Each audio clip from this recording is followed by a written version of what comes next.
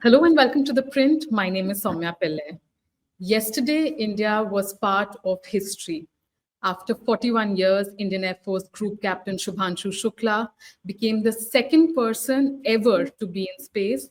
And he will be the first person from India to land at the International Space Station. Uh, to speak more about the significance of this mission and what it means for India, today we have with us a very renowned astrophysicist and expert in everything related to astronomy, basically. He is also the vice-chancellor of Ashoka University. We have with us Professor Sumak Roy Chaudhary. Thank you so much for speaking with us today, sir. Thank you. Moving to the questions right away, it was in 1984 that we had Rakesh Sharma represent India being the first Indian on space. This is a very different time in history. A lot has changed in the Indian space program itself. What is the significance of Axiom-4 mission? What is the significance of Shubhanshu Shukla being in space now? It's very different. Of course, it's equally inspiring. I mean, the first one, Rakesh Sharma, it was more of a symbolic gesture to go to space, that an Indian can do it. And it also started off collaborations, international collaborations, etc. But it did not get followed up with a sustained space program of astronauts. But now India's space climate has completely changed. Space climate in the sense of space research.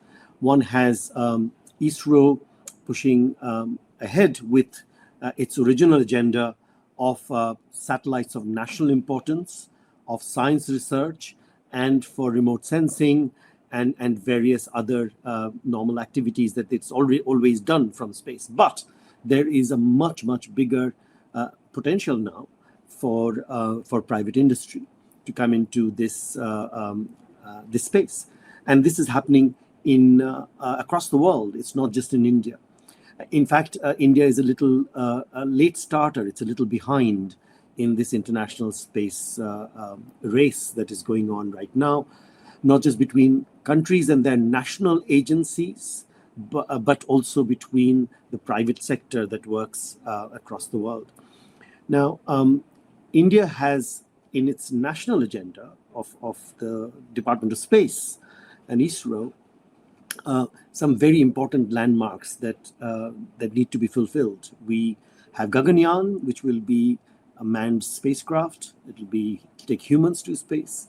The next stage will be the Antariksh space station, the middle of the 30s, where a whole space station will be assembled in various parts to be individually taken up and then assembled in space, very much like the International Space Station that is there now and the Chinese space station.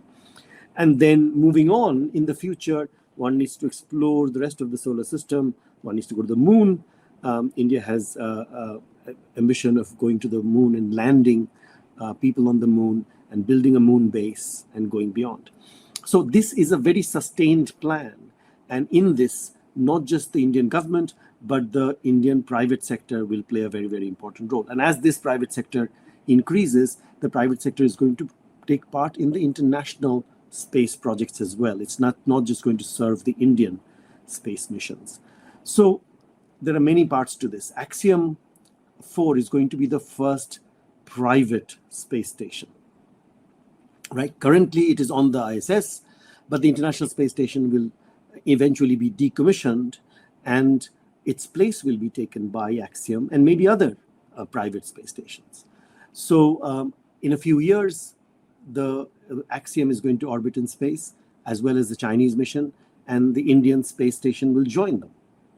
So this is a roadmap to this, is that India has already chosen 4 astronauts to be the first few astronauts for the Gaganyaan mission, which will lead to the other things. And one of those Gaganyatris is Shubhanshu Shukla, Group Captain Shubhanshu Shukla, who's now taking part in this mission, going to the Axiom-4 space station, so symbolic, which is a private space station, but it's within the International Space Station. So you can see how all of this has come together. And it's a beginning of India's ambition in space. It's not symbolic anymore, because Group Captain Shubhanshu Shukla is gaining experience in being the pilot of this current capsule, the Dragon capsule that's going to the International Space Station. He's going to land it there and then take part for 2 weeks to various activities on the space station, which a few years later, he and various other Indian astronauts are also going to do. So this is valuable experience. It's also valuable experience collaborating with an international crew from Poland, from Hungary, from the US, working together on this mission. So this is an amazing beginning, amazing inauguration in so many ways for us. Professor, my next question is going to be that Shubhanshu Shukla and 4 other Indian astronaut designates, were already training for Gaganyaan, India's first human space flight, and it is already in the last leg. The last update that we know of it is that it's likely to take flight in the first half of 2027. It was in the middle of that Axiom-4 happened, and Group Captain Shubhanshu Shukla was chosen for it. Could you help our viewers understand, is it too late for us to take any learnings from Axiom-4 to implement in the Gaganyaan mission, like our own human space flight, or this no, will no, be... no. Yeah. So I think a lot of this is very, very valuable experience, right? So Group Captain Shubhanshu Shukla is a very, very well experienced pilot. And so that is one of the reasons he's been chosen. So he's, of course, experienced with not spacecraft, but aircraft of various kinds. Now, actually piloting a spacecraft is different in so many ways, because you then reach the space station and you get accustomed to weightless conditions, zero gravity conditions, and things like that, right? So the Gaganyaan mission is not just a symbolic mission to take a human to space and bring them back. It is the beginning of a sustained exercise, which will hopefully go on for decades and centuries, which will take astronauts to various destinations, first to the space station, then to the moon, then to Mars, and various things, right? So this is going to become a learning experience. Every time you do something, you learn a lot. So I think that one of the things that Group Captain Shubhanshu Shukla is learning from this is to actually be in charge of being the pilot of this spacecraft, something that he's only done in simulated conditions a lot. He's practiced a lot. Then being in this capsule with 3 other people, right? And this is very similar to the conditions he will be in Gaganyaan. And we have started to build the first few stages of the Gaganyaan mission, but there is so much that will happen in the change of design, the change of implementation. According to his experience, we'll learn a lot. Think about the 4 people. We've seen these pictures of how they are in the capsule, and they will learn a lot on how the humans are interacting with the machines on this spacecraft, right? In fact, one of the experiments they're going to do, so they reach there on the space station, and then there are 2 weeks of experiments. In these experiments, there are 60 different experiments, out of which, as you know, there are 7 experiments that are completely Indian. And Group Captain Shubhanshu Shukla is actually in charge of them, but he'll also participate in other activities. Now, think about the life on the space station. That itself is unique for him. There, the sun rises every 90 minutes, right? Your circadian rhythm, your sleep rhythm is completely disrupted. You have to exercise 2 to 3 hours a day just to keep your muscles going. Well, you can't lift weights. You have to either cycle or do treadmills, which are also in a very specialized way there. You can sleep anywhere, but you have to make sure you have your sleep rhythms going. Your food is different. You can, zero gravity food is different from, and he's taken, astronauts' versions of gajar ka halwa and stuff like that up there to eat, right? And so Indian food. So all that you have to be accustomed to. And each one is valuable experience, because as he comes back, he says, no, this food didn't work. This type of exercise didn't work, right? Now think of the experiments they're doing. They're looking at how humans interact with devices. Does typing work, or does touching a screen work in a space station? That's one of the experiments. Now these things are very valuable experiences. All of these astronauts that are there will have to take part in various maintenance exercises, the electronics exercises, the exercises to do with replacing things and repairing things. All of this is valuable experience. I mean, the experience is not just in building the spacecraft, but the day-to-day, the hour-to-hour activities. This only you can do in a simulated experience. Of course, you do this as training as an astronaut. But when you're out there, you are actually experiencing the real thing. And I think this will be very, very valuable experience as an Indian, and also as an Indian working with all the other astronauts. There's some very experienced astronauts there. The captain herself is a very experienced astronaut who's gone up several times, right? So there are people who've been there before. There are people who are going there for the first time. You'll have to listen to each other's music, right? You've seen the playlists. So actually cohabiting with people from different countries in a very small space where you are experimenting with different things, all of this is very, very valuable experience, I think.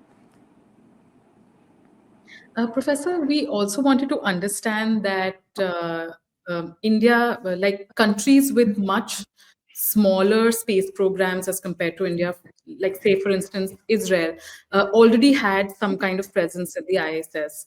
What took India so long to be on the ISS, one? And my second, like an extension of this question, is that what is the significance of India being on the ISS now? And, if you could tell us briefly about what. So, I mean, I think space diplomacy, science diplomacy is very complicated.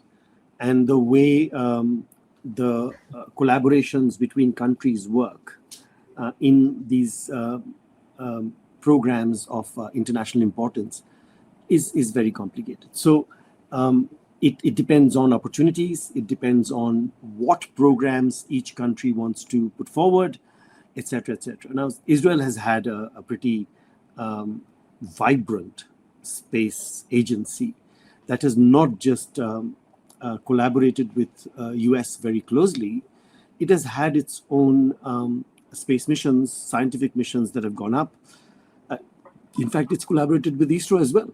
I mean, ISRO has actually launched Israeli satellites before, and have worked with Israel on many things a long time ago. And so there are complicated collaborations that happen. You can see that not just in space, but in other multinational collaborations that you see across the world, like in CERN or in LIGO or in the Square Kilometer Array and stuff like that, where you see countries coming together that often don't have any diplomatic collaborations between them in other spheres, but in science they collaborate with each other. That's a very interesting feature of diplomacy. In the height of the Cold War, the scientists in Russia and in the US were working together, even though politically they were at war with each other or fighting with each other. So I think these scientific pairings are very important. And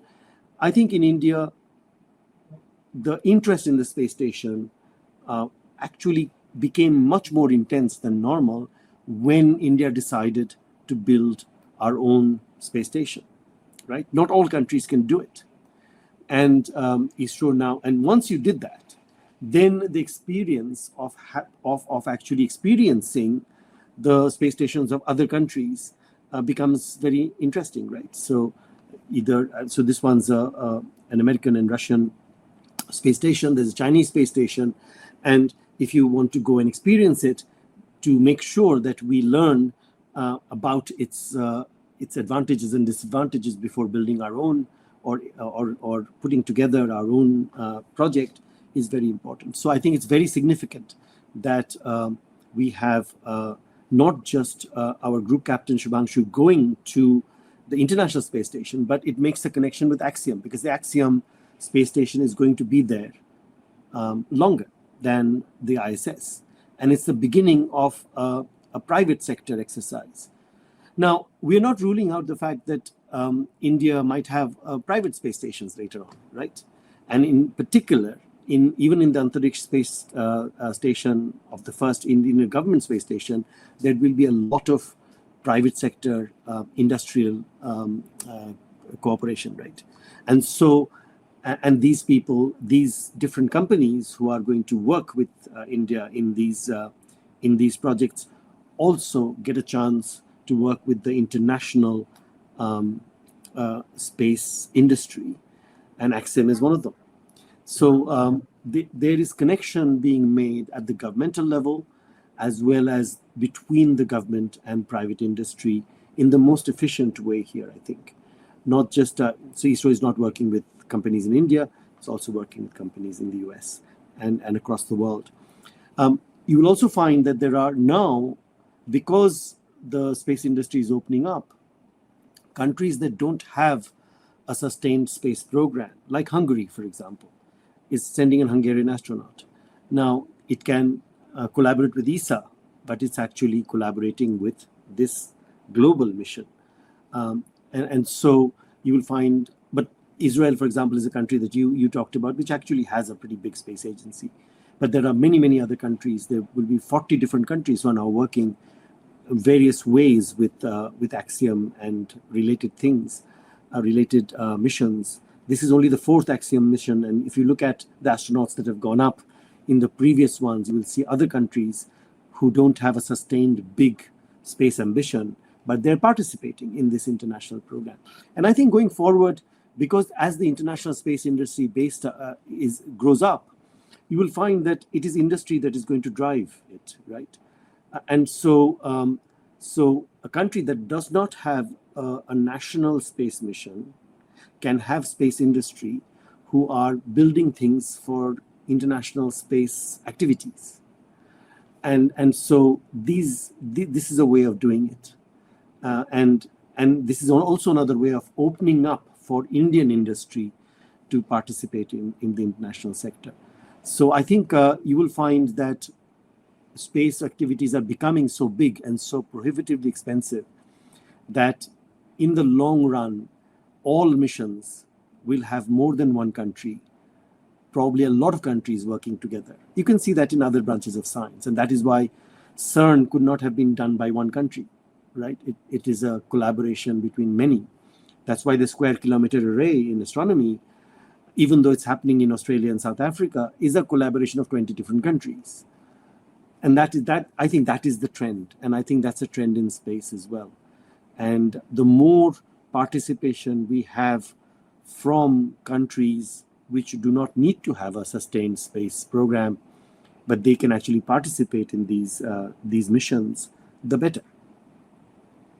So there's also a lot of exciting science that's happening on Axiom-4, 60 different scientific experiments that are being taken, 7 from Indian institutes itself. Could you tell us about the experiments that are going to be on board, and how exciting is that work going to be? Like, what are these institutes going to take from these experiments? So I already mentioned one or two of them before.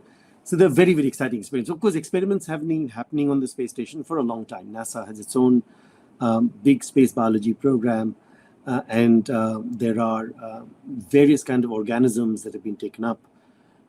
Fruit flies have been taken up, and various other organisms taken up to do various experiments on them in weightless conditions, in extreme conditions, etc. This is one example where Indian institutes and research groups have designed experiments to be taken up in space by an Indian astronaut. And many of them are very important for future space missions, but some of them are also important for as biology experiments themselves, not related to space. For example, we have the germination of popular Indian food components, like sprouts, for example, moong sprouts and methi seeds. And these are very high protein, important food components that astronauts may use in future missions. And they'll have to grow it there, right? I mean, if you have a base on the moon, if you are actually doing long-term stay at the space station, you'll have to grow them there. So these are experiments to see how you can grow, mung sprouts on the space station, and this is one of the experiments that will be done. There are experiments on cyanobacteria. Now, cyanobacteria are things that produce oxygen, but also are very important in waste management. So you can see why people are interested in them, because in a moon base or in the space station, you need bacteria like this, which will give you more oxygen, but also help you break down your waste products, etc. Right? So these are being. Then there are other food crop seeds that are being done, which are experiments that are designed by institutes in India. The Indian Institute of Science in Bangalore has done this little experiment on tardigrades. The tardigrades are amazing creatures, which are the hardiest creatures. They're millimeter-sized creatures that exist in the extremes on the Earth, in volcanoes, for example, or on Antarctic. And people are fascinated by why they are so hardy, and it is almost impossible to destroy them. And actually, an Israeli spacecraft a few years ago crashed on the moon with tardigrades, and they spilled them on the moon. So we don't know what's happening to them there, right? They claim the tardigrades might have died, but they might not. In fact, they might be the only living creatures on the moon right now. So ISC Bangalore has sent a whole bunch of tardigrades with these experiments to do some specific experiments on them to study their survival, and essentially potentially applying them later on, what they learn, to human survival conditions in extreme conditions later on, by studying what makes them survive, these little creatures. There are microalgae that are also, ICGEB has an experiment on microalgae, which are also things related to metabolism in these extreme conditions. It's a very interesting experiment on muscle regeneration and muscle growth, because these are people who work on aging. They work on how muscles change in various conditions with age. But in space, one can actually look at certain aspects of it which you can't do on Earth, because on Earth you have gravity, so your muscles are affected by your body weight, whereas you can do some experiments in weightless conditions that actually are looking at the structure of the muscle, etc. So that's another thing. And I already talked about how the people are studying the electronic displays and things like that. So these are essentially the Indian experiments that are going on. There are many other experiments that are also designed by other countries that will be carried out. And I think the Indian astronaut will take part in many of these experiments, but will be in charge of the Indian experiments. Professor, my final question to you, and this would focus more on your role as an educator. There's this entire generation which does not clearly remember the 84 when Rakesh Sharma went to space. How significant is this mission in shaping the next generation to have an interest in the Indian space program, and also just any related field of space science, astrophysics? How significant is it? It is very important. It is very important to give the message to the young community, young people in the country, that STEM education is important. And this is because India, in the long run, now is going to dominate in the age group of under 25 people. Under 25 people who are in school, high school, and university. India has currently the largest number of people in this category, and for the foreseeable future, India will lead in having a young population. And it is important that the young population understand how important science is, and science education is, and what is proper science, what is real science as opposed to pseudoscience. And there's a lot of pseudoscience that's there in our practices all over the place, and people are often cannot make a distinction between science and pseudoscience. The great thing about space science and astrophysics are that these are very attractive things for young people. There are many branches of science that don't have an instant attraction. They're equally good, but they don't have instant attraction. But space actually never fails to attract people. I've never had a situation where I've told somebody I'm a space scientist or an astrophysicist, and they're not staring back in wonder, because everybody likes it, right? Sometimes people think I'm an astrologer, but that's different. But as a scientist, people think people like the fact that astronomy and space science is done by India. And you can see in all the ISRO missions that have happened in the last few years, the Chandrayans, the Mangalyaan, and the Astrosat and Aditya launch, and now this, you would find large number of young people, school kids. Young people are so interested. You can just see that they are participating in rejoicing and also taking an interest. So when you now go and talk to your students and talk to young kids, they have so many questions about what's going on and what's going to happen. This means that this gets translated into their life. They ask questions about, how is this important to us? Why am I doing this? What are those people doing? These can translate it into aspirations, because these are role models that are presented to young kids, very impressionable young kids. They see the first Indian astronaut to go to the space station, and they want to be like them. Just like Group Captain Shubhanshu Shukla yesterday said before embarking on the journey, how inspiring Rakesh Sharma was to him. And I can tell you how inspiring Neil Armstrong was to me when I was a young kid, and Rakesh Sharma was to me when I was a young kid. So these are very, very inspiring things, and these have long-lasting, lifelong influence on young people. And that, I think, is the most important thing that comes out of these missions, is to make sure that you have a whole generation of millions of people wanting to know more about it. And then, even if a small fraction of them want to then get involved themselves, then India has a whole base of STEM students, STEM practitioners, and also people who will take part in space missions coming together. I think that's very good. Thank you so much, Professor, for joining us in this interaction today and helping us understand what this mission is going to be and the larger significance of it. Thank you for joining us, and thank you all for tuning into The Print. Thank you very much indeed.